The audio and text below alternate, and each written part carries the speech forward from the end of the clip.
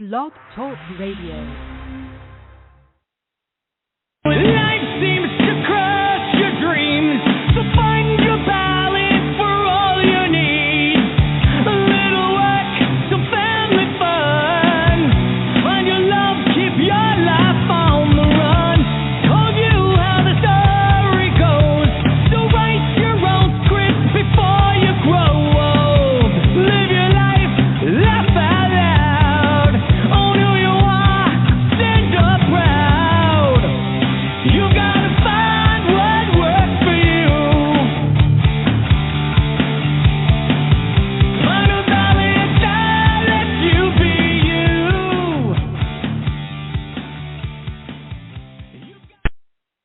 Good evening and welcome to the Star Chamber Show live podcast, and coming to you live on a wonderful Wednesday evening from Central Kentucky for episode number 352. A shout out and thank you to the band FarCry for our great intro music. We sure do appreciate that. And joining me tonight in the co-hosting chair, the one you've all been waiting for, always, the one, the only, the lovely, the vivacious, the wonderful Holly Phillippe. And you made it in time, Holly. Hey, I made it. Good with 11 job. seconds to go, and I got hung up on, and I called back. So I made You did it. not get hung up on. The system did, not me, because I wouldn't do that to you, Holly. Yeah, likely story. Especially after Likely your story. yeah, because I love doing solo shows so much, without co-hosts. It's a talk format, so you have to have somebody to talk with. So yes, it's necessary. I don't want to give a big monologue all the time, but you did great. You've been Holly's been working out hard lately since she's finished another one up before the show, and doing wonderfully, and of course getting it done. We got some great news for you. Want to give a shout out though right away to Pete Catania, whose Copa Catania YouTube channel just keeps on growing like gangbusters. And of course, we love Pete, and his show shows you the great, the good, the bad, and the truly awful. He doesn't hesitate or mince words on shining the light on all those areas, and does it in an entertaining way. But I know Pete's got some new stuff out today. It looks absolutely fantastic, and always look forward to his stuff. And then Holly, yes, it's going to be an adventure, because the Pelicans, of course, that's the name we give our lovely three oldest on Holly's grandchildren. But they Branson, Bentley, and Addison, and then of course with their mom and dad, Beck and Jordan, are going to be coming long awaited, because we had to delay their Christmas visit forever due to illness. So we're finally getting to give them their Christmas gifts. Go figure. But we are going to also introduce them to their first game of D&D. So it's going to be their first game ever, and the DM who graciously agreed to come over and do this is, of course, the amazing John Foley, dear friend of ours. And but yeah, it's going to be fun. I know Holly's definitely looking forward to that. That's going to be a lot of fun. Oh, it's going to be a trip. Yeah, this is the first time they've played. Beck has played before, their mom. She's in the chat room. But, she has actually played before with us a few times. So she's got some idea. It's been a few years, but she's got, she knows what it's about. And so this is something completely new for the kids, though. They've never played. They're all very creative, and they're going to have a lot of fun. They're right at the right age group. And our DM, our good friend John Foley, that's coming to DM, he's our regular DM too, but we've been friends with John forever. And his nephew, his 11-year-old nephew, or 14-year-old, I'm sorry, I don't know why I think he's 11. I want to say 11, but he's 14. I think he's he might be 13, because I think we have a clean sweep. 13. I think we have an 11-year-old, a 12-year-old, a 13, and a 14. I think we have one for each age group. Yeah, his nephew is coming to play, and so it's going to be really neat. Yeah. Well, as Beck says, do I get to the Pelicans? Well, Beck gets to fulfill her dream of getting to do magic and kill things. So she's very happy about this. So I believe she's a tiefling druid. For those of you that play D&D, you'll know what a tiefling is. It's like a half devil kind of character, and she's a druid. So yeah, she gets to do magic and kill things. So it ought to be a blast. And John has this. He built this massive, like, custom screen board thing, and it fills up like the whole table, and it's a digital surface screen, and it is so cool for, you know, that he puts all the maps and stuff it through and in, and change it, of course, any time with a mouse click, but it's just so cool what he does. And yeah, it's gonna be a blast. I can't wait till the Pelicans get to play their first D&D game. They're gonna absolutely love it, and I think their mom and dad, Jordan and Beck, are going to have just as much fun. And I know Holly and I will. And so it's going to be great. So yeah, and we're talking in the chat room. Sandy Linder's in there. You know, she wasn't allowed to play as a kid, and I wasn't allowed to play as a kid because that was back in the 80s. Us Gen Xers will remember. Oh, yes. Back in the 80s, there was the Great Satanic Panic, right? And so everything was satanic. Everybody that was murdered, it was a satanic ritual, and D&D was satanic, and you know, everything, tarot cards, satanic. I mean, just everything was satanic. So you couldn't, you know, oh God, no, my mom would have had 10 fits, although she didn't know I used to play with the Ouija board all the time. I did a lot of things. Oh, dear she didn't God. know, but yeah, that's not so good. but no, that wasn't so good. I made bad choices. But anywho, the D&D thing, yeah, I mean, now, you know, it's for all ages, and I love that it come back so greatly with the appearance in it in Stranger Things. And so a whole new generation, well, really two, you got millennials, you got three. So you got millennials that are playing now, you've got Gen Z, and you've got the alphas, the little fellows that are coming up now that are interested in playing because of Stranger Things. And so that's really cool when you can rehash that. And I mean, it's come a long way. And there's so many homebrews now and different things you know you can do with it. And you can go online. You don't even have to have 15,000 dice. Of course, you're going to collect them. Like our DM says, it's an obsession. Once you get one set, you think you need 10 because those look cool. Oh, I got to have those. Yeah. It's designer dice, yes, and there are. They make them very fancy.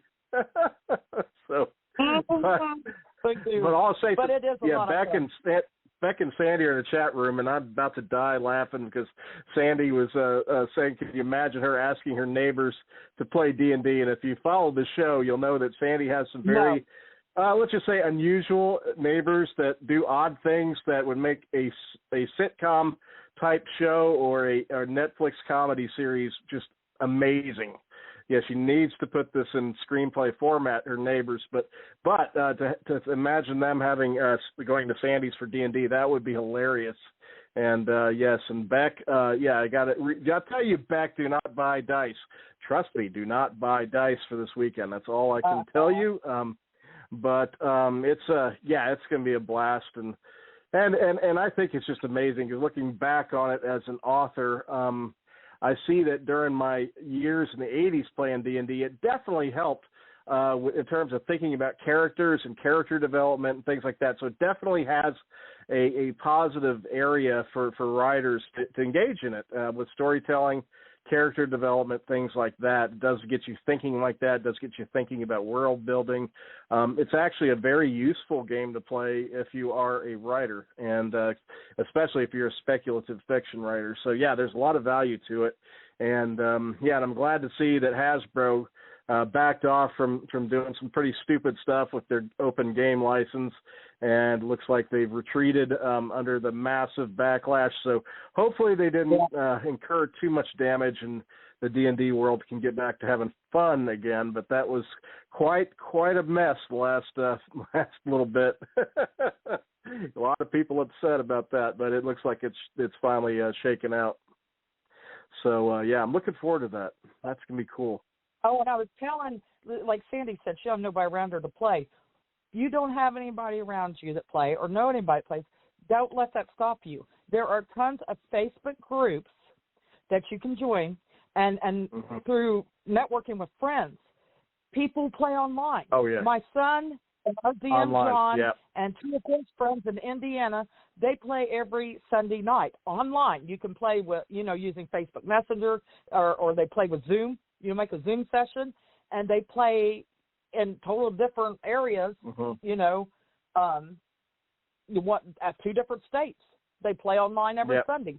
So, yeah, we've even, for David Sheridan, our friend, we've even had games, our regular game that we play, D&D game, we've actually set up the laptop up on a cabinet in our dining room so he could see the whole board. I have the little camera there, and he could see everything, and we have an external speaker we hook him up to so we can hear him and he can hear us good. And, yeah, he actually played that way before, many times. Yeah, patched right in. Like, we done it. If y'all remember the old Max Headroom. Do you remember Max Headroom? Yeah. Oh, yes. This is my age. That's old school. Age, but, that is old school. That's what it always reminds me of when I sit David up there, because I make it full screen on the computer, and here it's David's head. He's like Max Headroom. Oh, it's great. That is great. Well, we're going to be getting our guest very short. Go ahead. Go ahead. I say Sandy, real quick. Of course, wants to be a dragon. And I said, well, I'm a dragonborn on this thing. So, she would love it. Yeah, she's part of a species, dragonborn. But got to get a little news across before we do acknowledge the wonderful folks that brought you tonight's show, and then we'll be getting to our guest. But real quickly, some Imaginarium news. Since last week, we have added some new panelists. We welcomed Phillippe K. Booker, Michael K. Falciani, Terry K. Job, and Alfred Mueller. All were added as panelists since the last time we met on the Star Chamber. And so, definitely looking forward to having all of them. And we just tonight added a lot of new programming.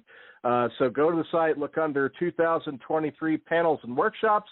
A lot of good ones added. Everything from here's some of the titles of the workshops. I'll just give a few since we don't have a lot of time.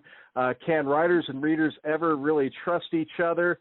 We have a Dracula Slept Here presentation from Joseph Eisenberg. We have, let's see, May the Force Be With You, Spirituality and Sci-Fi Fantasy. We have The Secret Power of Crowdfunding, done by a very effective presenter, Lydia Shearer. She's going to be on that one. Then we have a Stoker on Stoker multimedia presentation of Dacre Stoker on talking about Bram Stoker. And, of course, that's going to be awesome. I mean, just awesome. And then we get into workshops. We've got a new one. This is actually Sandy Lender, how to get your newsletter out the door. Then we have one from Thinking Machines, Pray For Us, moderated by Clayton Barnett, talking about the AI invasion that's going on right now. A lot of talk with artists and audiobook narrators and all about the infusion of AI stuff now. That's going to be an AI-focused panel.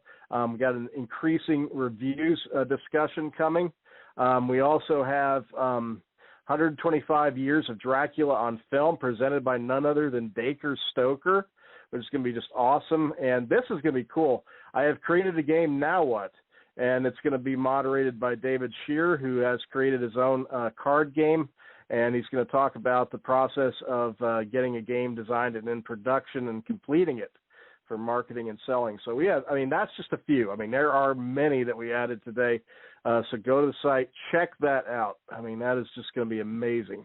And but tonight, the show is brought to you by Sandy Lender, the Genre Blender, and the one and only Ren Garcia. And Sandy has a brand new spot for you tonight. So we'll go ahead and we'll hold the suspense just a little bit and give you Ren's spot with the big question, and then we'll go to Sandy, and then we'll bring you tonight's guest. Here's Ren.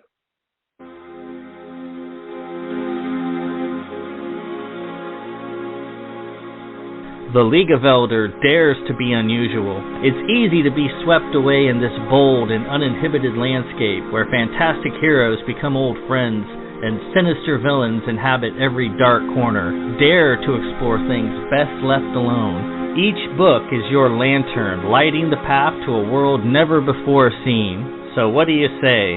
Are you weird enough for us? Yes, Yes. we are weird enough for you. We are definitely weird enough for you, Ren. Absolutely. So I love that one. I love that one.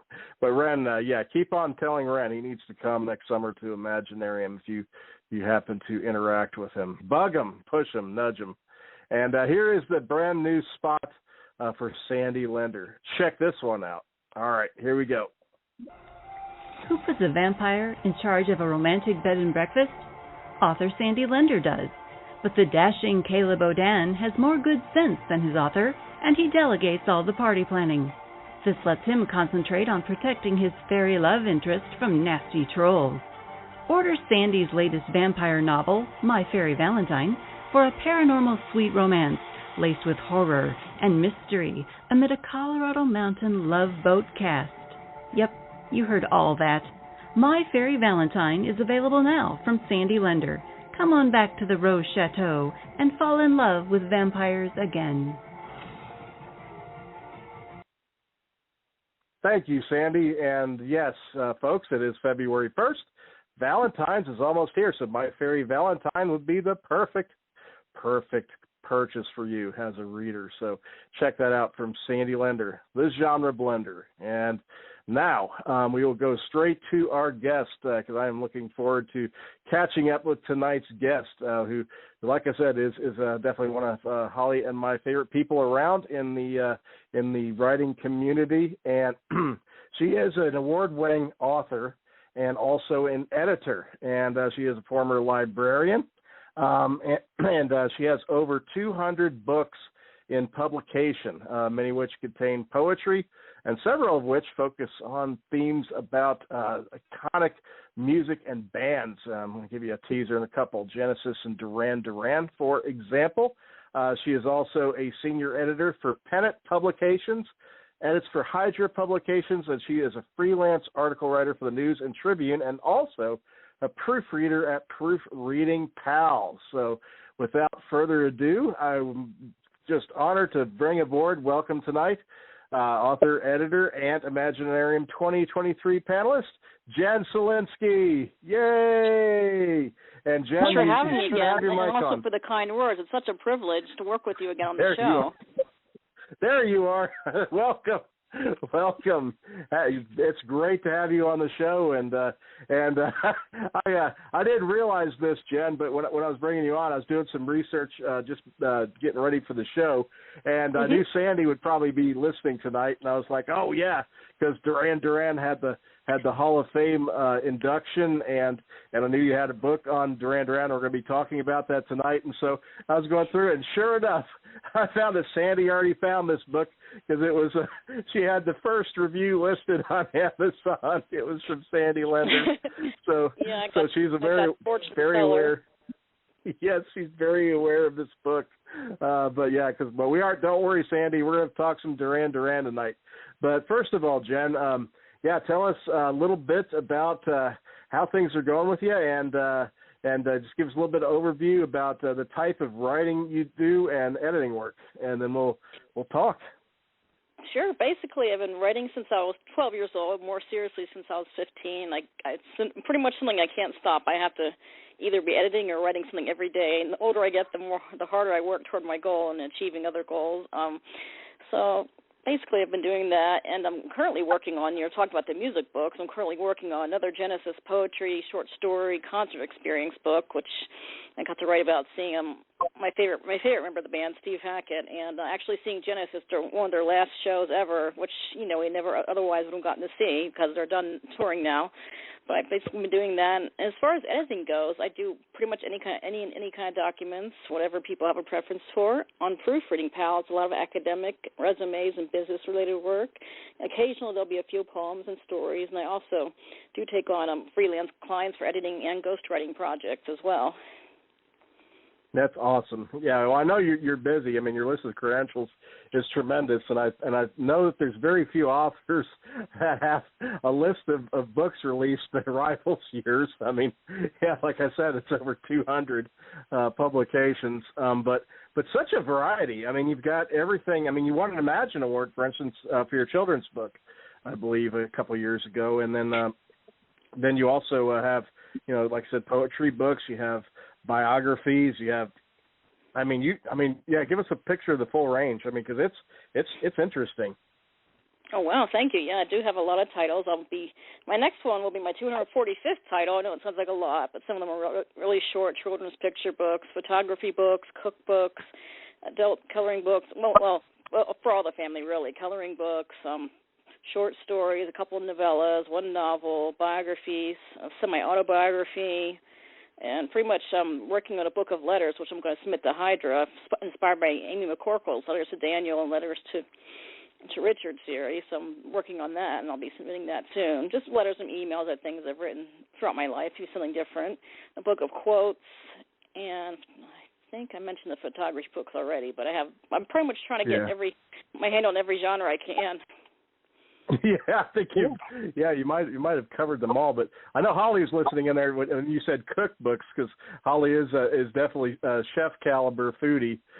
So Holly, did your ears perk up on that one? Yes, I heard, and I have bought one or two of Jen's books for the granddaughter Raven a couple of years ago too, and then I bought a coloring book. That's right.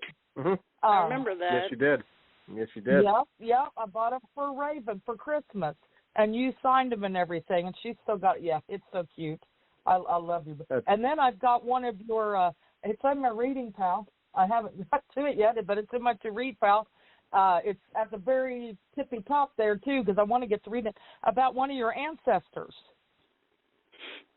Yes, my great-grandmother, whose father immigrated to the United States in 1866, and there are some photographs, which my husband restored in Photoshop. Recently, he did another batch from some of the same ancestors, which I'll do another book, like a kind of a tie-in piece. It won't be as much written work as it will photographs, so I'm thinking about doing a black and white, and both the color, because he restored those in Photoshop, and, it'd be kind of interesting to have color photos from that era, when normally they don't, but... that's just another thing I'm working on in the midst of like 4 or 5 other projects. Oh, I know. I can't wait to get in on it. It just looks phenomenal. Thank you. And it's good that a writer, steps outside your box once in a while. I think that's great.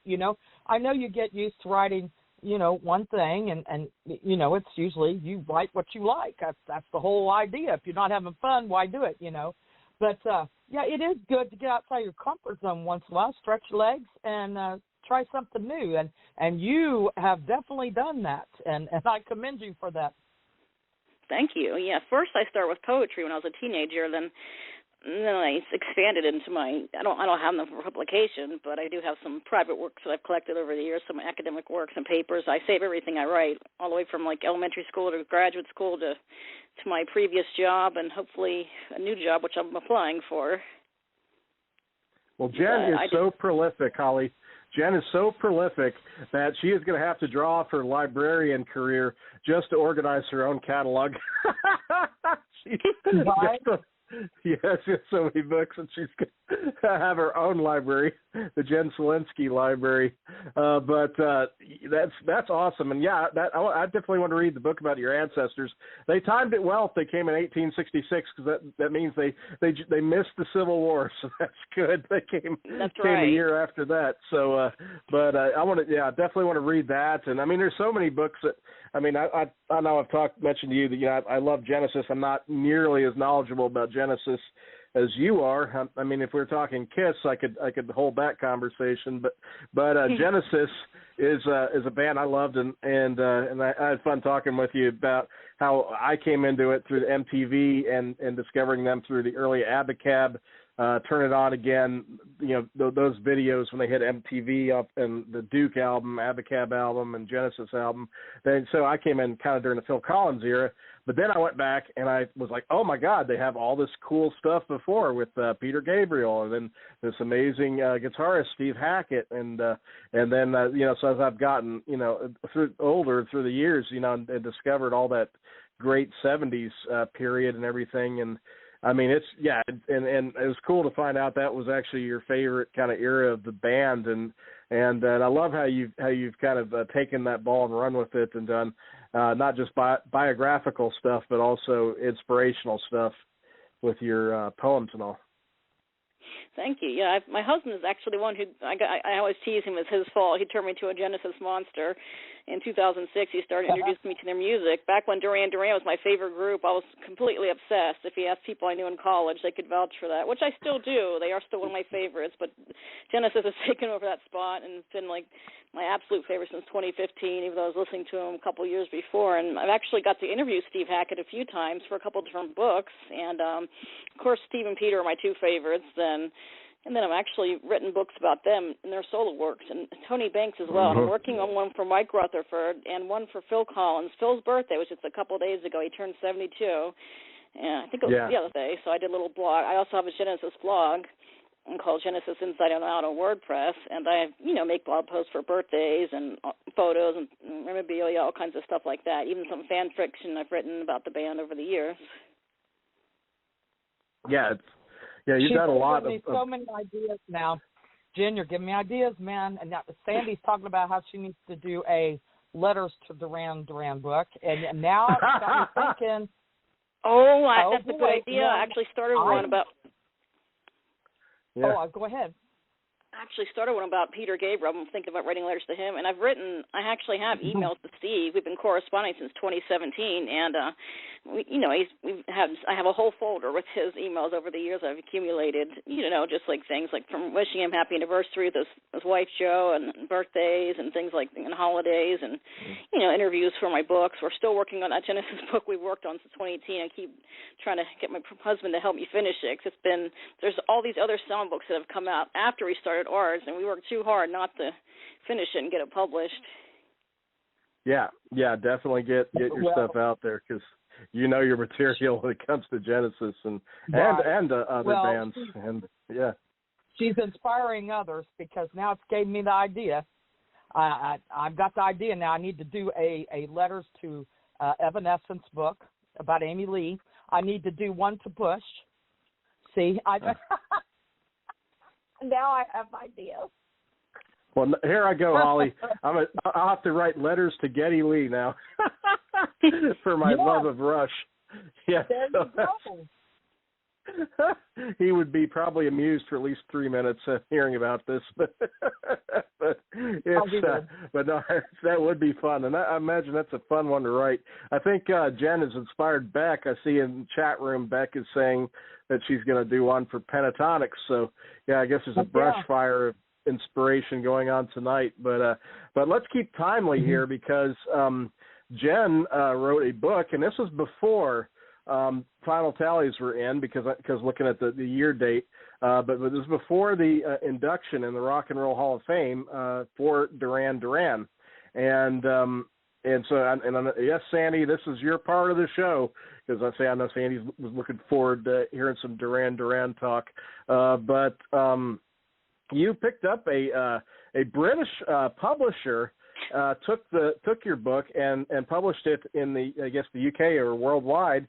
How did that come about? Because that I would think that kind of would take place kind of in conjunction with the Hall of Fame thing, but looking at the publication date of 2021, that's a little bit before the induction. So was it there's some tie between that, or did they find you some other way?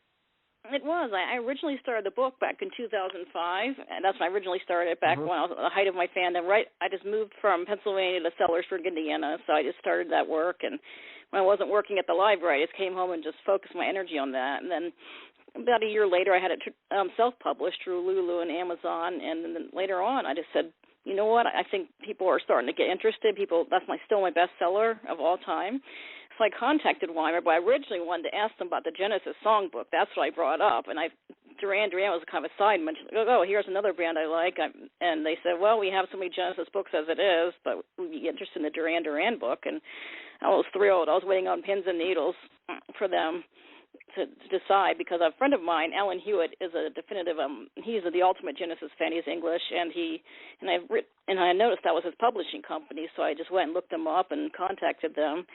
But basically, it was actually a side mention to the Genesis book, which we're still working on. But I was just thrilled to get something like that, something with a real, a bigger publication that actually paid for all the licensing. So I got to do the licensing and the photo captions, which I really enjoyed. That was the fun part, doing all the photo captions for the photos. And they let me pick which. I think it was about 28 photos, which I got to use. So I just try to do an eclectic mixture, including people like Warren Cucurullo, and who's no longer part of the band, but he's one of my favorites, and Dominic Brown, who has replaced Andy Taylor on guitar since Andy left the band again in 2006. So I just try to include more than just the mainstream, like people like that. Sterling Campbell, who was once their drummer, and people who are, quote, lesser known, so to speak. Well, of course. I mean, with a lot of bands, I mean, they do change members, and I really am, I'm not one of those people that has to be all the originals. I mean, let's face it, Rush, the main three, Neil Peart is not the original drummer in Rush, right? So, I mean, it's John Rutsey. So yeah, you can't get stuck on just, the originals only. I mean, you have to go with the flow with bands and the lineup changes that sometimes occur. And I love the fact that you work in other members of the band into the coverage and give them the spotlights too. And but yeah, the timing was great because the past year was a big one for Duran Duran, and rightfully so. I mean, I've always found them to be a really good band. I mean, and I think they stood apart from a lot of the ones in the 80s that got popular in pop because of their musicianship was so good. And, I mean, I always got a chuckle in the 80s because, I mean, it's like every guy in the band was named Taylor, right? Instead of pretty much, except for Simon Le Bon. But, and, of course, they were all good-looking and pin-up guys and all that. But behind that, and I think that's the problem with a lot of 80s, what they call hair metal, is behind the pretty image. I mean, there were some seriously good musicians. And for me, I mean, being a hard rock fan, I liked Duran Duran. I mean, I liked them during the 80s. But yeah, they did that one side project and showed off a couple of them. John Taylor and Andy Taylor were in Power Station with Robert Palmer, and when he was big in that time. But they showed off some real hard rock chops during that period. But yeah, I mean, these guys can really play, and they can play a lot of styles and yeah, just amazing. Andy Taylor's a phenomenal guitar player, and then John Taylor's a bass machine. And I mean, these guys are top notch, and that's why I was glad to see them get recognized, because I am not a fan of the Rock and Roll Hall of Fame. I think it's ridiculous. I mean, because they have so many non-rock type artists that normally get in there, and I won't go on too much of a rant about that. I mean, but it took them a god-awful number of years. They still, I don't think, have Deep Purple in, for example, and that's just ridiculous. Oh, that's a shame. That's not good. But I love Deep Purple. And like Iron Maiden, I mean, go figure. I mean, nobody's toured the whole world as much as Iron Maiden has, and they're still, 50 years later on top, almost 50 years later on top of their game, still. And it's just, I mean, there's a lot of absurdities I find, but Duran Duran is not one of those. I mean, they are deserving, and they were one I was rooting for all the way, and I was glad. I was very glad. Of course, I was thrilled for Sandy, because she's a just one of the biggest Duran Duran fans I think on the planet. But yeah, it's great, and I'm so glad your book timed just right that it got released basically just a little bit before the Rock and Roll Hall of Fame thing. So hopefully, like I said, it looks like a lot of people are discovering the book. You're getting a fair number of reviews, and you had a good publisher with it, and I hope that brings you some good results on Duran Duran. But tell us about your fandom, though. I mean, when did you get into the band, and give us some fun stuff about your fan path with Duran Duran. Sure, it's pretty interesting. My mother always loved MTV, and my friends were always like, I wasn't allowed to watch it as a child, but my mother worked for John Mellencamp for several years doing the fan club, and she always had MTV on, and I remember watching Rio and Hungry Like the Wolf, and those are the first videos, and Duran Duran is pretty much the first band besides the Beatles I recognized with the names. I really didn't get much into music until I was in probably middle school. When I was a child, I wasn't really into music yet. It was more like cartoons and toys and stuff. But, I've heard of them for years. And then throughout the late 90s, I started listening to them on and off. In 2000, I just really started, that's when I really got into them. They were my favorite band at that point, and, you know, I got all the albums I could at the time, which I didn't have. I had like maybe 2, so I had a whole lot to collect, and I have a whole bunch of their side projects, like the Power Station, Arcadia. I pretty much included all their side projects, and Missing Persons, which Warren Cucurella was a member of. They're not related to Duran Duran per se, but I like Warren a lot, and he was in them, and I have their stuff as well. But basically, from 2000 to 2005, I was totally obsessed, and people would just, you know, kind of laugh at me, especially people I went to college with. They didn't, you know, early 2000s. I know the 80s nostalgia was there, but people looked at me like, really, Duran Duran? Why not like someone, you know, like they kind of say they're not good enough or recognizable, which I think was crap, you know, in my opinion. But same with Deep Purple. We got to get them in there. What's wrong with those people? We got to get Deep Purple in there too. But yeah, it's just you know, people would laugh at me, mock me, and then I said I was sick of not seeing any of their books on the shelves about them. It was that time where they weren't as popular yet before the Astronaut album came out in late 2004, and I thought, you know, I'm going to try to write one of my own books. And then it was a long, arduous process. It took lots of research, tons of hours, but it was worth it in the end. And I still enjoy them. They're on my list of favorites, even though Genesis has taken over the #1 spot, thanks to my husband. You get bands that you love initially, and then other bands creep up there. I know that feeling.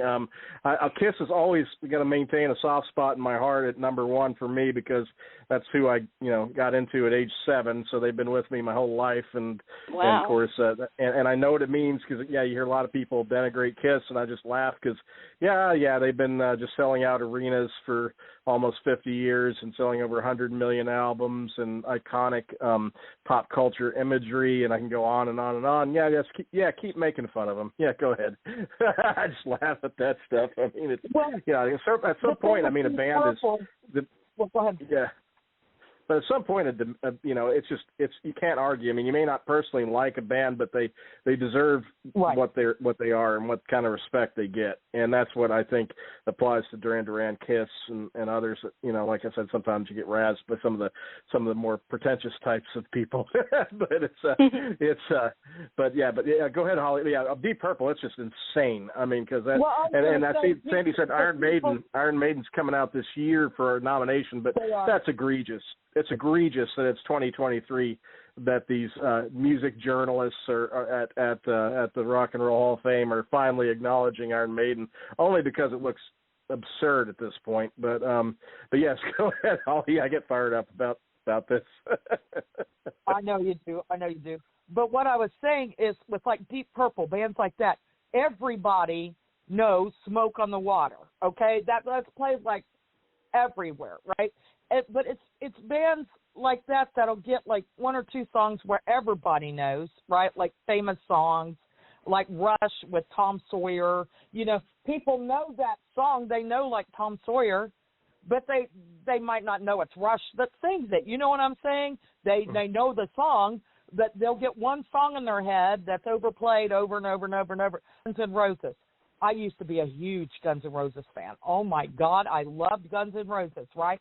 Now I have to turn the station if it comes on, because I can't hear the same 2 or 3 songs from them that I've listened to for the past 30 years, because I only played, like, you know, Welcome to the Jungle, Knocking on Heaven's Door, November Rain. That's about all you hear, right, on the radio. They run it underground. So it's like, you know, and so people don't realize, they do have other good songs. You know, all these bands out there that deserve to be in the Hall of Fame, they've been making great music all these years. And there's so many deep tracks on their collections that are just gold. You know, they just wasn't overplayed on the radio, so people didn't know about them. So, you know, it's sad, but I think they deserve their time, just like Iron Maiden. Yeah, they should be in the Rock and Roll Hall of Fame, hands down. Yeah, they crazy. had, you know, Number of the Beast. That's what they're known for. But they had so much other music that they put out, and they had a huge fan base that they still do. I don't listen to them, but they still do. You do, Stephen. But they had their place in time. Yeah, they helped create the sounds that you hear today. I mean, they had a hand in it, you know, all those bands. throughout the generations Absolutely. have had a hand into, the other bands that are coming out. They've had an influence on them. Yeah. So, they need their due place. They deserve it. Yeah, and definitely places that are indisputable in rock history. I mean, with Deep Purple, I mean, Ritchie Blackmore is one of the first big guitar icons, and also Deep Purple is at the foundational level of hard rock and heavy metal. I mean, you can't argue that. I mean, Black Sabbath is definitely viewed as a godfather of heavy metal, but Deep Purple is right in the mix there. I mean, and not far off. And so it's definitely something that does irk me a little bit. I do want to get one thing in. Thank you, Sandy. Reminded me about the drummer for Power Station, Tony Thompson. Yes, the fourth member of the Power Station, and yeah, he hit the drums like kind of like Tommy Lee of Motley Crue. I mean, he was a basher, man. His drums sounded like cannons, but I love that guy. Great drummer. But as far as the respect goes, I mean, yeah, it just boggles my mind sometimes how long it takes for something to get recognized, because bands are releasing good music. Like Duran Duran just had a new album last year, and talking about iconic bands, some of them releasing their best stuff. I mean, Uriah Heep, who a lot of people have followed since the late 60s, early 70s. They just released an album called Chaos and Color this past week that is as energetic or even more energetic and fiery than any album I think they've ever put out. I mean, it's a great album. And I use that as just an example, but Deep Purple still puts out great stuff regularly. I mean, they've consistently been releasing new material, and it just kills me that people get stuck, like Holly said, on whatever 3 songs they play on the radio when some of these bands are putting out tremendous albums. And and I know for her band Bush, everybody thinks of Everything Zen and Glycerin and all those. You hear those on the radio, but check out their new album. It's actually it's got a couple songs that actually have some metal riffs on them. I mean, it's a rocking album, man. And I mean, it's just like check out the new stuff. And what's your thoughts on Duran Duran's new material? Because coming from your perspective and knowing the band as well as you do, what's your perspective on their newer albums as opposed to their earlier stuff that everybody knows?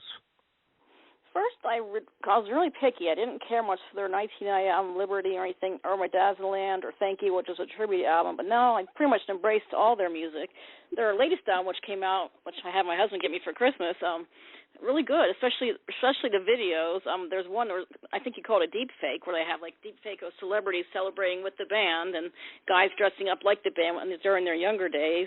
But my favorite recent album is probably All You Need Is Now, which came out in late 2010. It's pretty much dubbed the Rio 2. A lot of fans will call it that. And that's one of my favorite modern albums. There's pretty much, all the tracks off that are winners. And they had some good videos to go with it, like the Girl Panic video is pretty funny with their all hotel staff and all these silly things in their new videos. And even the things like I didn't like at first, like Red Carpet Massacre, Medazzaland, I really, really like them. Still not like overly fond of the Paper Gods album. It's okay, but I'm warming up to that one too. But my favorite overall is probably I want to say Rio and Seven and the Ragged Tiger and All You Need Is Now. Probably if I had to pick 3 favorites. Oh yeah, the golden period, yes, for sure. But yeah, I definitely can see you in about 10 years or so, because it looks like the band is still going strong, and certainly could go for a while. And in about 10 years, you may have to release a second edition with another couple chapters added on your biography, because they've got some steam left in them, I think, for some more stuff to come. But let's see, what else about the Duran Duran do you want to discuss, Holly? Because I know this Sandy's just loving this. Sandy out there, is just loving them. And I tell you what, it seems every time me and Steve go into Kroger, we always hear a Duran Duran song. So, of course, I'm dancing. It's right? true. So I'm dancing in the ass. I'm like, and I'm singing and dancing, and Steve just pushes us along, But, it's like every time. It's so funny. And we're always like, oh, Sandy Linder, she'd like this. But wait. Right there, Yeah, but wait, but Jen, like I'm going to every time. reveal something. I'm going to publicly reveal something that Sandy and Jen are going to be very amused by, and that is I actually can sing classic era Duran Duran songs and get a perfect score on those video games, like the one that's kind of like Rock Band or whatever it is, Guitar Hero kind of thing, where you actually can do the vocals with it, and it gives you a score and all that. I could do Hungry Like the Wolf perfectly. That's amazing. I can't sing much. But for some reason I can do Duran Duran. I don't know why. And now Sandy's going to be like, oh, my God, I got to hear this. Oh, I know. She's asked to know which one was, what are the chances? She said, is that off Paper Gods? She can't remember. What are the chances? Do you remember which one that's off of, guys? I believe so. I can look it up real quick, but I think that's off Paper Gods. Yeah, she's thinking it's Paper Gods, but she's not sure. Let's see. Yeah, it looks like Amy McCorkle says her favorite tracks are Ordinary World and Come Undone, her favorite Duran Duran tracks. Oh, mine's definitely. Yep, it was Paper Gods. It was Paper Gods. Sandy. Mm-hmm. Yeah, there you go. Yeah, Ordinary World was really good too. But I love Hungry Like a Wolf. Oh my God, I've always loved that. I was a youngin', man, when that come out. But my God, was he hot? I mean, dang. And I mean, I wasn't even, old enough to think that, but I was like, dang. Yeah, beautiful, beautiful, beautiful people. But the whole band was great song. The girls in my class back in my class then, I mean, they liked all of them. I mean, it's something when you're in your teen years, you get jealous. As a teenage boy, I got jealous. I was like, it's like, they thought it was the best thing in the world. But that's funny. They have those accents, always a sucker for a good accent. Yeah, they looked good. They played good. I mean, they had it's just and then they had staying power. I mean, obviously, they've built a very long and good career. But, but we'll have to do that. If we ever do a karaoke thing at the convention, I will, if Sandy or Jen buys me a bourbon, I will do Hungry Like the Wolf, and I will floor you all. Okay, then I'm definitely doing it. Molly Daniels will be excited because I've promised her for years I'm going to get karaoke, and it's our 10th anniversary. I have to get karaoke, and so this will be, since we're not having books and bourbon no more, this will be in its replacement. See, we'll have to get Zimmer to sing. Yes, bourbon and then Jen can sing. And see, after I sing, Jen, you'll sell 100 more copies of your Duran Duran book, and you'll really just think I'm the best then, because I can sing and sell you some books, maybe. God. That's amazing. It's so funny you mention that. Years ago, I used to go to karaoke, and I'd sing pretty much 90% of what I'd sing was their songs, and people know me, Duran. They call me Duran Duran. I come in, I bring in their music, and they probably get sick of me playing the same old songs again. But I used to do that all the time. I just went crazy, and I enjoyed that. Awesome. It's so funny you mentioned that because that was my little hobby years ago, like 20-some years ago. That's cool. That's well, then cool. you're going to have fun because I'm going to figure out how to. Yeah, I'm going to get. Yes. Somehow. Well, maybe Jen and I could get up on stage and like do both of us could sing Duran Duran together, and people would be just like, "Whoa, this is crazy." Yeah, we definitely got to have author karaoke. Yeah, author karaoke and editor karaoke. That sounds fun. I don't sound like Summer LeBron, but I can still do pretty good singing their music. Yeah. Yeah, I don't know why, Jen. I'm terrible. I cannot sing.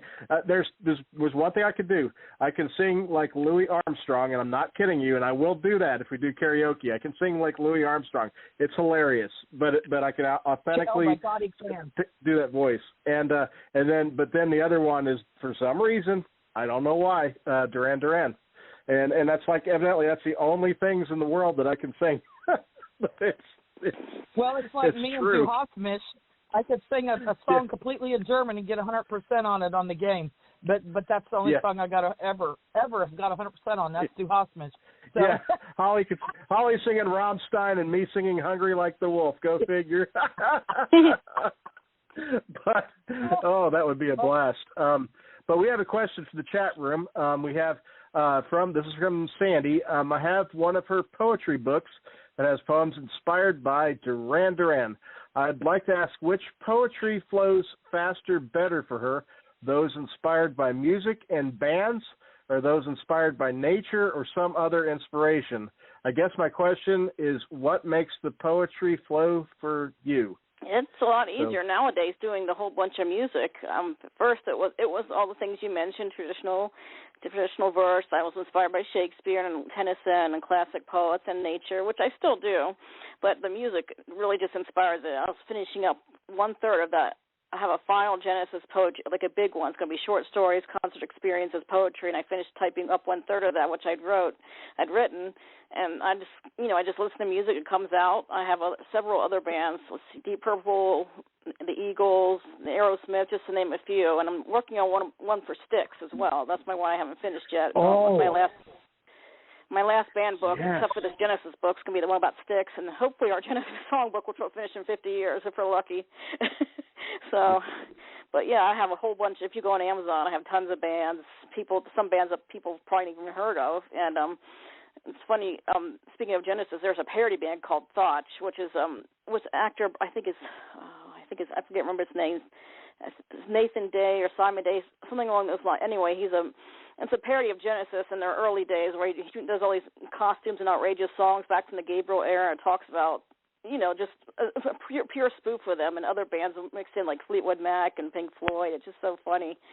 So I even have a book about that. Their parody music, which is a good parody. If you like English humor and if you like Genesis, you got to be a fan of Genesis to really appreciate the humor. But Peter Gabriel even made some appearances.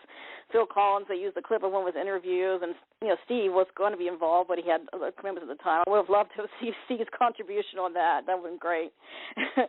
But yeah, I mean, just the fact that Peter himself showed up made it even funnier. That's awesome. Speaking of parodies, and I have all kinds of crazy, different bands. If you look on my page, I have several, and most of them are, classic rock bands, stuff from folky music, as people would probably call it nowadays. Well, you mentioned a couple that like I said, this very week I had the Styx albums Equinox and Crystal Ball on my CD changer, for example. So, I love Styx. And then I actually had some of the early period, kind of prior to the golden age period of Fleetwood Mac. I had some of their earlier stuff on because I wanted to revisit that because I kind of got interested in doing that, unfortunately, after Christine McVie passed, but Fleetwood Mac, that might be a good book for you to tackle, because that's I think that's something that I think that might be one that you would do a great job with. Is that what? Let me ask you this: what bands are on your kind of percolating in your mind for a band to do something for out there? Like just the things I listen to continuously.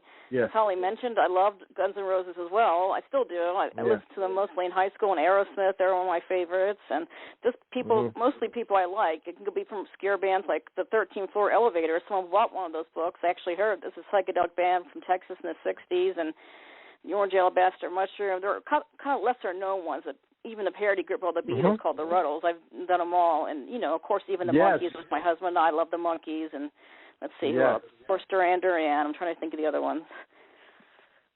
Deep Purple, Pink Floyd, The Doors were also one of my favorites. They were my favorite in high school. So I have a few works about them. And just, like I said, Thin Lizzy, a whole bunch of, like if you go on there, they can't all come to mind at once. So if you go on there, you see them all. Yeah, well, the successor band to Thin Lizzy, Black Star Riders, I mean, they're still chugging and have now 4 albums out. And, there's all over the place. A lot of these groups are still chugging in some way. And I know that Stevie Nicks for Fleetwood Mac, I know she's doing some kind of arena tour that's coming up that Holly told me about. And, a lot of lot of stuff happening out there with a lot of these groups. And yeah, if you find the right one that hasn't had a bio done, a proper one done, or you might find a good niche somewhere with some of these groups. And because the fans love that stuff and they eat it up. When they can get a book about their favorite band. I mean, that's something I personally saw a lot love. of those. A lot of what I sell on Amazon are those books, like the Thin Lizzy Badfinger. That's another one. Badfinger, that one's been selling. The Thin Lizzy one, of course, the Duran Duran ones have been. That's my biggest seller all time, and the Duran Duran autobiography and the poetry books, and people love those and they enjoy. I mean, even some of my poetry is starting to sell, which I didn't think people much were interested in poetry, but some of my Shakespearean sonnet style poetry is sold and all kinds of stuff. Congrats on that. Yeah, that's not easy. Yeah. Poetry is not the easiest type of writing to sell. I mean, that's always a tough one. It seems to be making a comeback, like everything does, because you've got the younger generations that are writing poetry. My son Noah's working on a book and everything. So, and the men too. It's not just women. For years, it was just women, but Shakespeare was one of the greatest ever, and he was a man, but. Yeah, then everybody's like, oh, that's just women stuff, and not too many men did, but then it's coming back around, But then you got guys like Lee Pennington and all that, who's always wrote great poetry, remains to write great poetry. I love Lee's poems. He'll write one every now and then. He'll get up in the mornings, he'll write one, and he sends it to me. And I just love it. I love Lee's morning poems. I wake up and I have a Lee Pennington poem, and I'm like, I feel so blessed because I have a Lee Pennington fresh off the press poem. You do. And I'm like, thank you, Lee. I love it so much. And then I read into it, and he's like, you always know. You've got it. That's exactly where I was going. Yeah, she does. She gets so excited when she gets those from Lee. I mean, of course, he's he 83. He was named Kentucky Poet Laureate by the state, and that's a lifetime honor. And I mean, that's a treat. But now, Jen, now you're gonna have to wake up one morning and write a really good poem and shock Holly and send her it and wake her up. She'll think, I got a poem from Jen Selinksy. All right. That sounds like a good idea. But I'm glad to hear that they're selling. Usually I wake up and I have 10,000 people wanting this, wanting that, needing this, needing that, have a problem, But and then I get the sweet poem. I'm like, it's so nice to wake up to these poems. It's like the ray of sunshine in the storm of activity in the morning. It's because every day we kind of get up to a storm of things, and it takes a minute to sort through it all. I mean, I write first before I get my head garbled and all that, but inevitably we're met with like 5 million things, and that one poem can make a huge difference for Holly. So so see, Jen, the power of poems. Yes. Mm-hmm. Yes. Mm-hmm. So never underestimate your poems, Jen. They poetry makes a difference, and I'm glad to hear that they're selling. Well, that's awesome. Heart, And I never thought they would, but they are, and not just the music ones, like I said, some of the other ones, but I'm really pleased too. Yeah. Well, 200 books out. I mean, it's like, what kind of pace do you keep now, as far as like new titles? I mean, you're releasing like 10 books a month or something. I mean, not that many, but right now I'm working on the one for Tony, which I'm hoping he'll publish. It's letters throughout my whole life to people, including people like Steve Hackett, to the UPS man to drop off a package for me at the library. It's pretty much anyone and everyone who's given their permission to use just their first names, for these letters. And I'm working on the second part of my Genesis story/poetry/concert experience book, and that'll be my big one, because I just released the Genesis one the other day. It was called Watcher of the Skies, named after one of their songs. That one's one of my 3 new titles on Amazon. And it's just like a compilation from some other 2 books, as well as a few original poems. So I look forward to that one. Hopefully that will start selling too. Oh yeah, I'm glad to hear that. And so what is on the horizon for 2023 releases for sure? Do you have anything that's like on schedule to be published right now, or what's your calendar look like for the year? Not offhand, but I have several projects I'm working on. I also did a new children's book, which it'll take a while to get that ready. But I wrote a new children's book, which was inspired by this writing exercise I did, and I'm hoping to get this. Not the song book, but that'd be great. But this Genesis book, which I'm working on, I'm hoping to get that out sometime later this year because I got about 1/3 of it finished. So I gotta type up the second part of it and then work on the third part, and it'll be finished. But I'm hoping that'll be out. Maybe some more poetry. My ancestors, the continuing photo with the ancestors, I'm hoping to get out because I scanned most of the photos. What to do now is find out who's in them. So I have to ask my mother if she knows who's in them, and some of the other memorabilia that came with the photos, which is public domain. Some of it might not be public domain, so I might not include it, but I'll write a description about it. But yeah, I mean, that'll be like a continuation of my First Generation Abroad, which people like historical things. That one's a pretty big seller at live events too. That and You Are You. Those are my three in the Duran book. Those are my three big sellers. Awesome. Yeah, you've got a lot of. I was surprised. I was like, again, when I was kind of brushing up on your catalog, getting ready for the show this week. You have a lot of children's books. I mean, you have I didn't realize that you have a pretty fair number now at this point. Can you give us an idea of the approximate count? And are they particularly for like one age group, or do you have some different age groups that you have those for?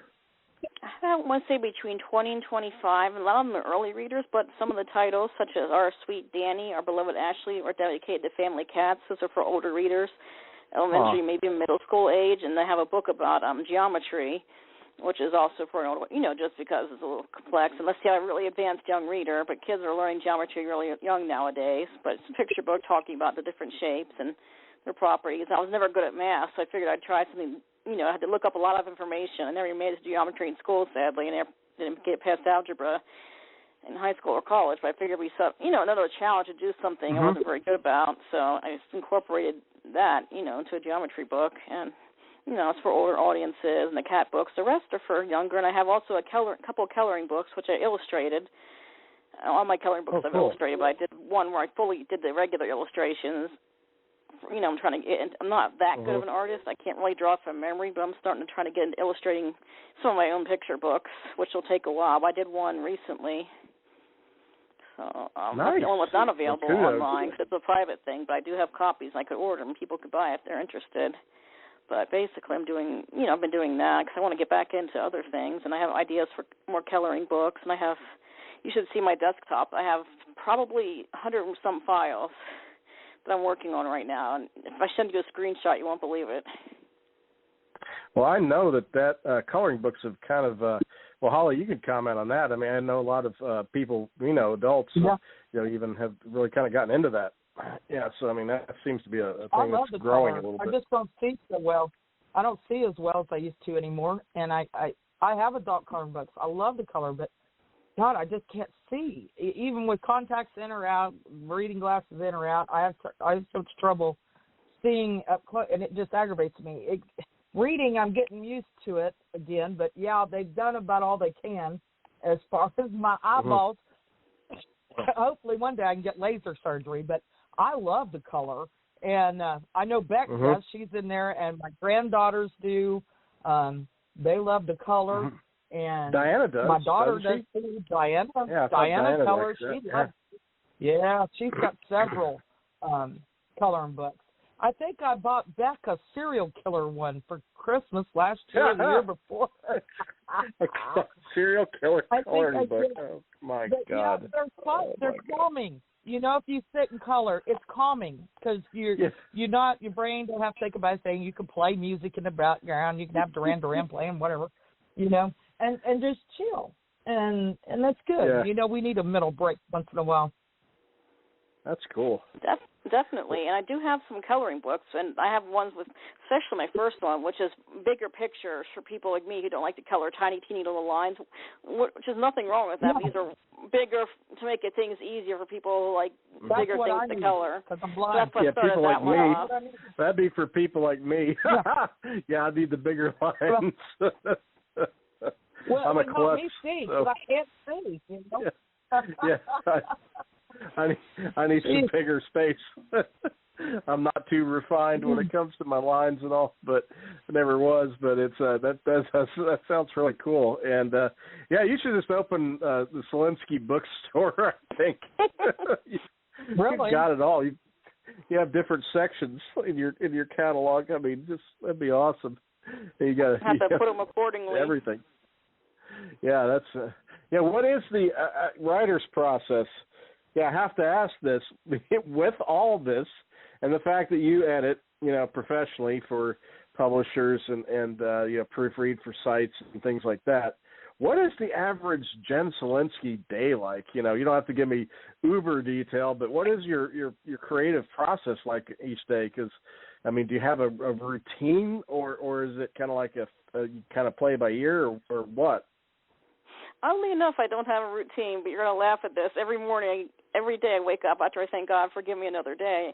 I'll wake up, then I'll look at my email, and I'll get excited if I see new projects or people wanting to, it's the first thing I do after I wake up in praise, look at my email and think, oh, good, I have more work to do, or look for more assignments to do, and just always trying to find something through whether ProofreadingPal, who constantly sends assignments, or, I'll see something from my newspaper editor, gives me a story, and I get all excited. In fact, I have one tomorrow coming up, and, just when Tony or Kenny, Pennant and Hydra send me new books, I get so excited. And, I'm getting some individual clients as well for editing and ghostwriting jobs, but that's all I do. And according to what I get in my email, then whatever I feel like doing today, like I worked on some of my own stuff because I'm so busy doing things on ProofreadingPal, which I love. I wanted to try to do some of my own things, which I want to get out later this year, like the Genesis book and the photo book of my ancestors, and maybe that children's book which I wrote. But I really don't have a routine or schedule. You get that ancestor book out before Imaginarium, I'll definitely get a copy. You'll have at least one sold. Sounds good. Because my husband restored the photos. He did a good job, so I'm going to give him credit for that part, and he enjoys doing that. So I'm going to put his name on there, sort of like a co-author, or whatever you call it, contributor. Nice. Heck yeah. Yeah, it looks like Amy said that you were her editor on Letters to Matthew. So cool. I love that book. I loved it. Small world.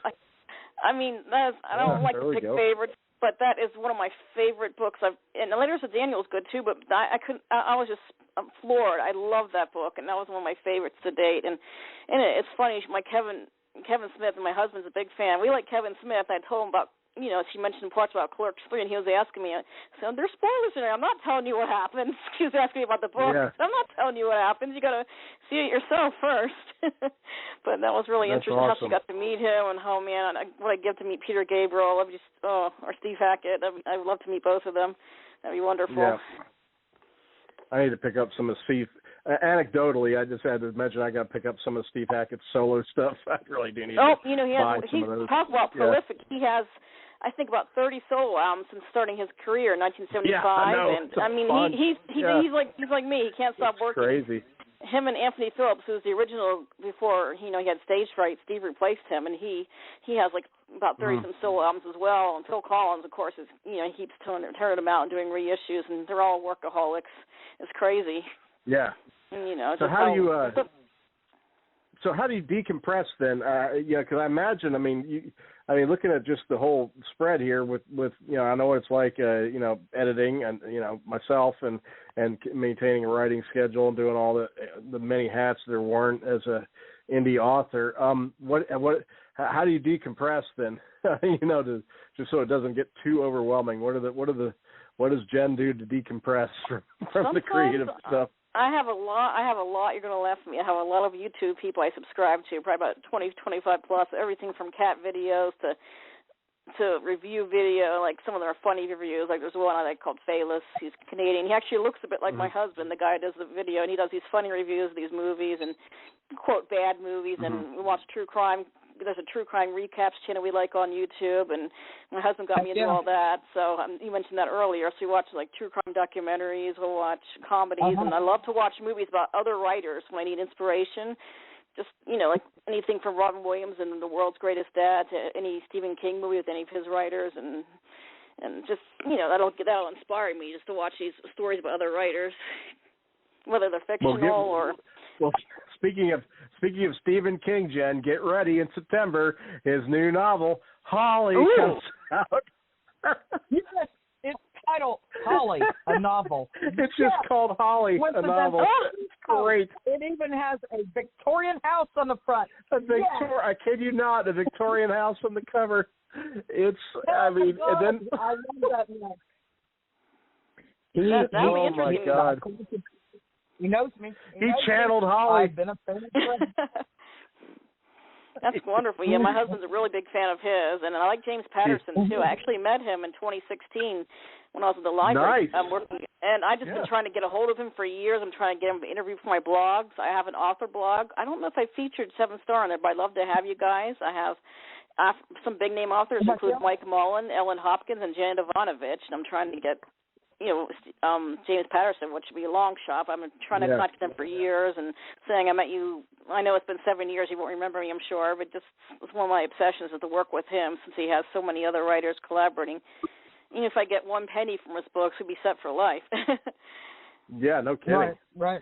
Yeah, anytime, Jen. I just wrapped up a book blog tour just last week, so I love writing posts or doing interviews or whatever, so yeah, absolutely. I mean that's cool, and that you've been interacting with some of those folks, and but yeah, the Holly thing, that just about had me fall on the ground when I saw that.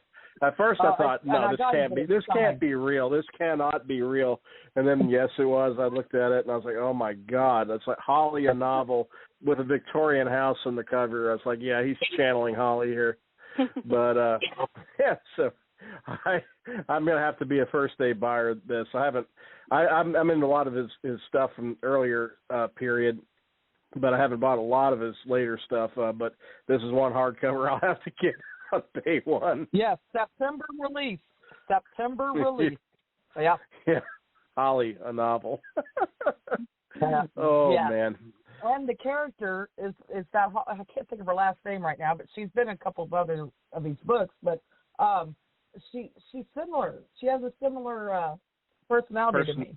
Some people are saying that to Holly. Yeah, Holly Phillippe. Yeah. Some people are telling Holly that this character in the book has some personality consistency with Holly. So it's. I don't know. Stephen King must be doing some Holly That's research. That's pretty honorable. I consider that an honor if that was me. I'd love that. Yeah, I don't know, but I'm looking forward to that. But yeah, so as far as the you mentioned the editing work. Pennant and Hydra are both excellent presses for sure. And would you want to give us a little picture of your volume that you've been doing with them? Because you're a senior editor, I believe, with Pennant, correct? Right. But back when go ahead and give both presses a shout out and sure, tell us they've been wonderful kind of books they release. Pretty much everything and anything. I'm pretty open to everything. For Pennant, what happened was they changed ownership last year. So the old publisher sent me a higher volume of books, whereas a new one. I'm focusing on doing children's books, children's picture books, which is new for me because I've written children's books. I've not edited them before, which is a good experience. The managing editor, and the executive director will give me the assignments, and I've been telling them, as much as possible, I can take all you want me to handle. I can handle. So I'm working with them, and I was one of their. First, they had a couple of other senior editors before me, and then I was a senior editor. Then we have me and a few other editors. I think Leah Pugh is one of them, and a couple other people. And we had the managing editor who gives us our assignments. And I've been working with them since 2018. I love working with Pennant, and I hope I can still, I'm still getting some books submitted by them. My newest one was I Hate Gravity, which came out, which is a Pennant talking about the importance of gravity, for little kids. It's like for maybe elementary school level readers, and but I've been working with them. Then after I started working with them, people were starting to give me good reviews on the work I've been doing. So I sent Tony one of my reviews, and I said, if you need one for Hydra, please let me know. And then a year later, I think it was 2019. I started working with Tony, and I've been working with them too ever since. And it's been wonderful. Right. Yeah, Tony's awesome, and they put out some great authors and a lot of great titles and a lot of different genres. But that's for me. I like everything I can read. Summer, yeah. So but you also do freelance, like you said. So if the writers listening, Jen does freelance work, and you also are. I thought it was interesting. I didn't realize that you also do proofreading for ProofreadingPal. That's kind of neat. That was very. I heard it's very difficult to get hired, and I was one of the few. I made it first. I got an email last September saying, "Congratulations, I made it through 20." I made it through only 25% of other candidates do, and then I, had my training session because it was a time test, and I was just on the borderline. So what I did was I agreed to do the training, and been working as a paid proofreader for them since April, and I really love it. Those are my daily things to look forward to. I can't do them all, obviously, because I have so many other contractors and so many projects coming in, but I get a couple a day. Right. I feel happy. And I love working for the newspaper as well. And Daniel, who didn't even know me, the new editor, I never took any journalism courses. I got an undergraduate degree in English, and I've been doing mostly human interest events, but I love it. I got to meet a couple mayors of Charlestown, Indiana, New Albany, Indiana, and Jeffersonville, and anywhere in southern Indiana, and Harrison. Even in Harrison County, I got to do a fascinating story with a comedian named Ryan E. Miller. He was on America's Got Talent, and I got to feature a charity event, and I got to interview him, and I got to see Christian inspirational gospel singer Jason Claiborne a few weeks ago at a Martin Luther King event. I didn't get to meet him, but I got his picture and got to hear his music for a story for that. So I get to meet. I love that job. It's one of my favorites. That's cool. Yeah, you got quite a variety. I mean, I'm like thinking, my God, you must work like 18 hours a day just looking at, this list when here. Find, my God, me time ever. Yeah, but we do. I do things to decompress. I watch my YouTube videos I like, and there's one guy I really like now I'm just getting into, and just I don't know if you've heard of him. It's called Darman, and he's had videos for years talking about positivity. I love him. I just started getting into him, so he's my newest one I'm obsessed with now. So I've been watching a lot of lately. Yeah. So I'd like to give him a shout out if you like those kind of stories. One of my grandsons listens to him, I do believe. Yeah. So imagine if I could work with him. That would probably never happen, but man, that would. I'd have to pinch myself 10 times to make sure I wasn't dreaming.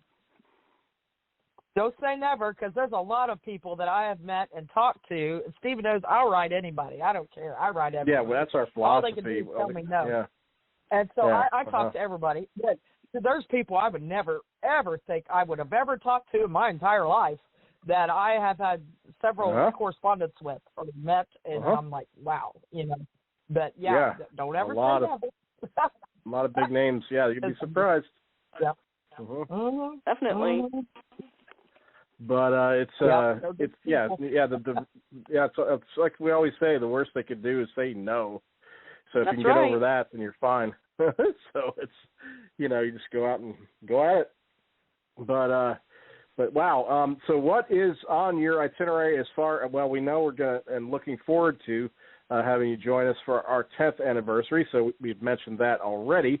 But what else is on? What else are you able to fit into your schedule as far as any appearances or live stuff, anything like that? Do you have any? What else do you have on the calendar this year? Not anything yet, but I'm still open for that. Because right now I want to focus, on doing the newspaper stories and getting my editor. But I'm really looking forward to Imaginarium. I've been looking forward to it since I came, and thank you so much for inviting me again. And I hope you don't mind mentioning this. I'm also looking forward to that anthology too. I can't wait for that. Cause I'll be one of your authors. I'll be one of your authors then. That was one of my last kind of things that I wanted to cover tonight. And that's, I want to make sure we got through, of course, all your book work and editing and everything else. But since you did bring it up, that's a great segue there, Jen. Yes, the first Imaginarium anthology, which is, is going to be is a project of the convention, comes out of the Marathonarium workshop conducted by Sandy Lender. Sandy served as editor on it, and you are part of that group. So I will let you talk about your story and experience. You had a little bit of a rocky time last year because you ended up getting a little illness at the time of the convention. But thankfully we're able to keep you in the Marathonarium group. And yes, that anthology. Talk a little about your story there. Tell us. Sure. Basically, first of all, I apologize for not making it. I had COVID, and I wanted to be responsible. And not your fault. And I've been dealing with a lot of other health problems too. But oh my basically, God, you tried your hardest. Thank you so much for including me. But basically, it's called a Never-Ending Bookstore, and it wasn't, I've never really done magic, or I don't know if you call it magic or urban fantasy or what you call it. But basically, it's about a woman who's a total bibliophile, probably even more so than I am, and she encounters this little bookstore, which is kind of interesting, kind of shady. You don't really know the origins. And so basically it's about this woman who's obsessing with books, and once this newest book, she goes to the store and finds out to receive the copy, which wasn't actually officially released until 2 days later, and she's starting to wonder what's happening. And meanwhile, the employees of the bookstore, and there's a woman who's been there for, I say, about a century, looking for a replacement. So basically she's a little resistant at first, but then she pretty much gets into her role as the new employee caretaker of the store. I can't think of what to call her, but basically, like she pretty much the other one walks away. I don't want to say scot-free, because at first I was going to say she was going to trap her. She was going to trap her into the store deliberately and just do it totally against her will. But I changed that around to make it a little less harsh. That she willingly, volunteers after some coercing and everything. So, but it's like nice. I don't know if you call it urban fantasy or what the genre is, but something new I really haven't tried yet, because I'm really wanting to get into science fiction. I've written some science fiction novellas, and I'm really starting to get into that as well. Nice. And I figured something new. I've never really done supernatural fantasy much, so something I wanted to try, and I'm glad that it made it in the anthology. Yeah, well, this is a good kind of atmosphere project like this for trying something new. And but however, your editor did speak from the chat room. Sandy Linder, who I've mentioned is the editor on this, she says, excellent story. So yeah, she liked it quite a bit. Oh, thank you.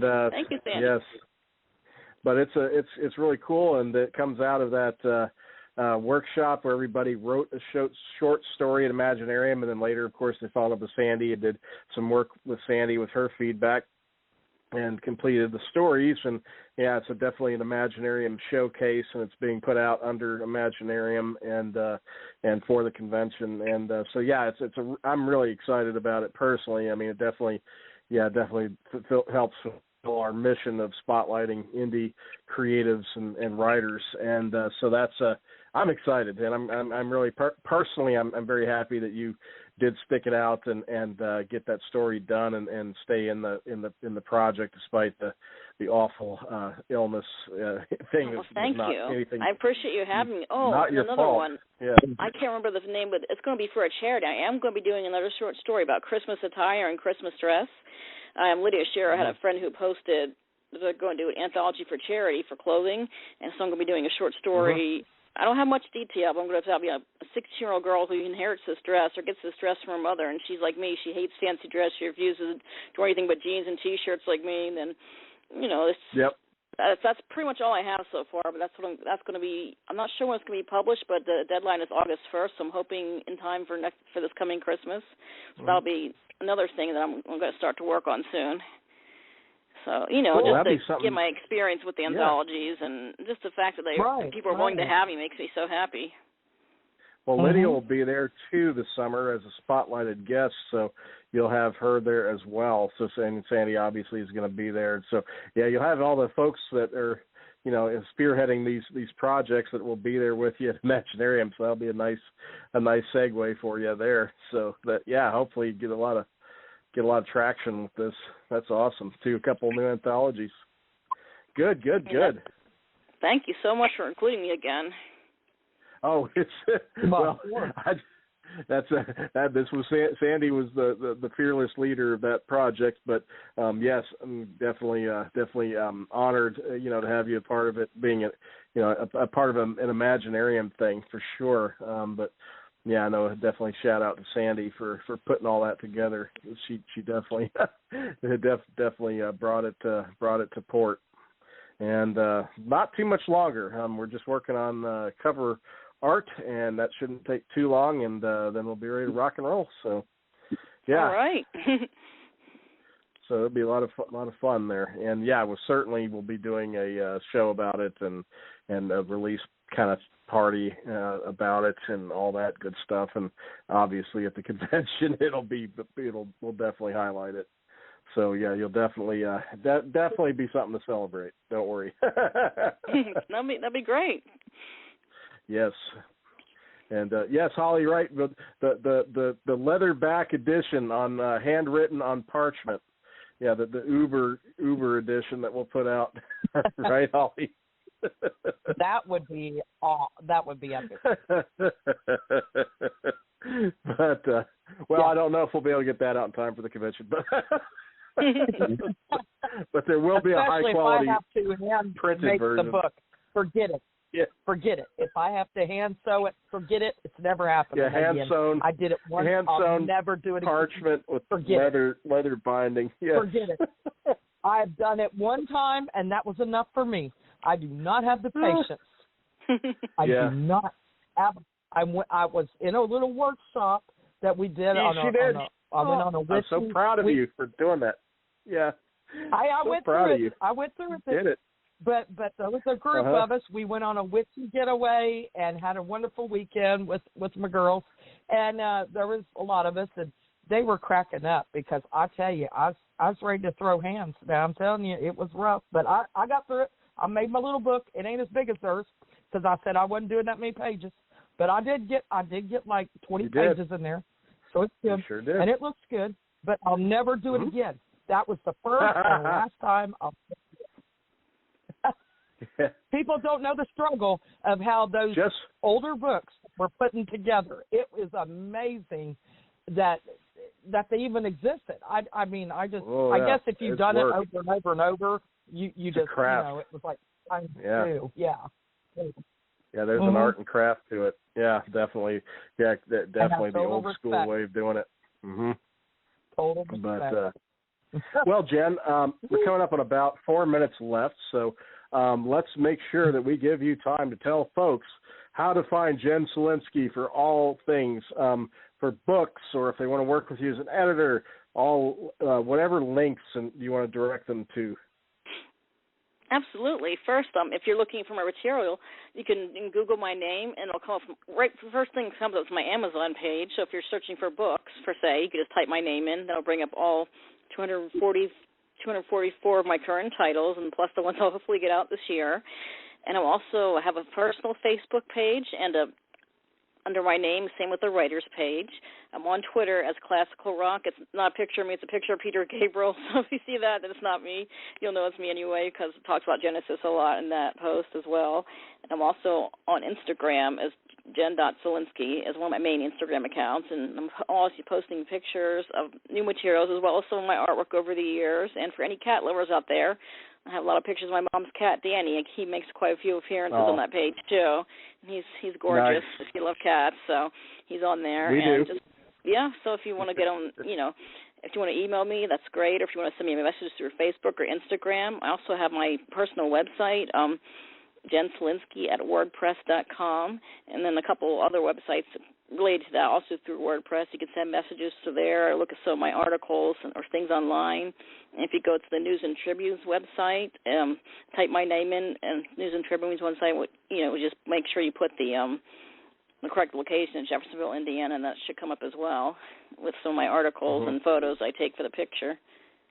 But that's pretty much, any of my social media, you're welcome to contact me, and I'm always looking for new collaborations, new authors, and I'm always available. I make time for you. I work 7 days a week, and this is what I love, so I'm just finally glad I'm starting to branch out and do that, for what I love for a living.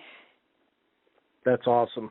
And now you can say that being on the Star Chamber show boosts your social media platform, because Sandy just said she just followed you on Twitter, so... All right. So now we can objectively Thanks, say, Sandy. being on the show boosts your social media following. So, and that is a fact now. Sandy just followed you on Twitter. And but thank you so much for joining us tonight, Jen. It's been a pleasure. I've had a blast. I really love talking some music with your books about bands and music. That was a lot of fun. I know Sandy got a kick out of that too. But thanks for joining us. And but I'll let you have a final word. And then Holly, if you want to wrap things up, we've been a great show. Thanks, Jen. Thank you so much for having me. I really enjoyed this, and I'm really, really looking forward to Imaginarium and my upcoming projects. I can't guarantee when or what's going to be published next, but I have like a lot of irons in the fire, and I'm trying to. After this, I'm going to go downstairs and ask my husband if he's done anything with the Genesis book, because he knows a lot more about them than I do, and he's the one who got me into them. And I think, he knows he's a musician, a hobby musician, so he knows how to play guitar, bass, keyboard, drums. I can barely sing, so he's got all that talent in the family, and so he's been doing talking about the instrumentation, all the things I don't really know about, whereas I'm doing analysis of the lyrics and what it makes me feel like, and talk about some of their videos and stories behind the song as well, just to give the variety to our readers, so I can give them something new set it up from all the other books that have come out during this time. So I'm really looking forward to that. Nice. And just several other things. Just keep an eye out on my Amazon, on my social media, and on my Instagram, which I did a lot of artwork on there, just artwork and cover photos for books and just things I've written, taken photos I've drawn over the years or painted, and just. I'm going to get back into that, the visual arts a little bit sometime again, too, because that's, I've been getting a few projects that people have liked. And, nice. Of course, if you want to contact me, feel free to, if you can find my email me or text me or get with me on social media. And if you have anything you want to do, and a new idea I have, basically, is if people need help ghostwriting letters. I actually did a wedding speech for someone about a year and a half ago, so I had an idea, just maybe start helping people with ghostwrite, like thank you notes, letters, everyday things, which that's a new service I'm offering. So if you know anyone's interested in that, I could do that too. Fantastic. Holly, I'll turn it over to you. Well, we've had a great show. Thanks for joining us, Jen. It's been Thank fun. you. Gosh, we've got to talk about music and poetry and writing and ancestors and just all kinds of neat things. So this has been a great show. And I wanted to let everybody know, have a great rest of your week, create something fun, and join us next Wednesday, 9 p.m. Eastern Standard Time for another great show, another great guest, and we will catch you then. Good night.